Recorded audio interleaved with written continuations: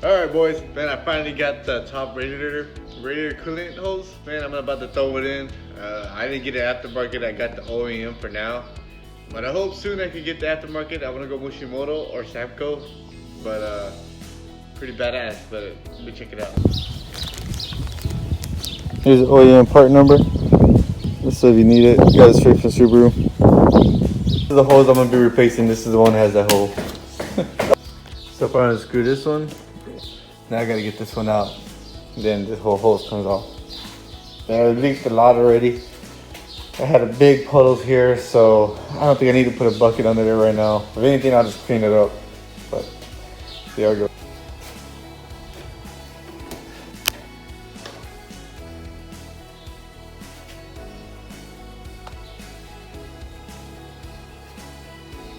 See, it was pretty empty in there. There's, oh man, it's doing rubbing. That's what it's causing it.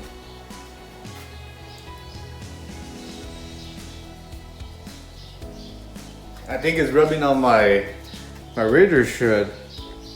Dang, they caused a little hole. Oops.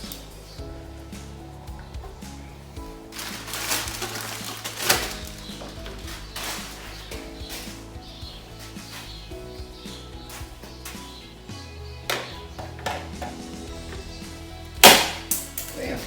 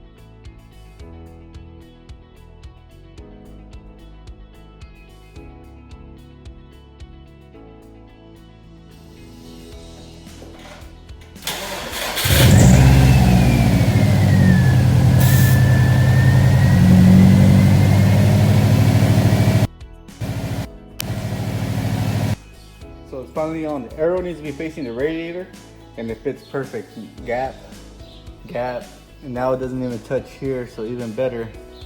And then there it is. I tightened that. I'm gonna tighten this up, and it's all ready to go.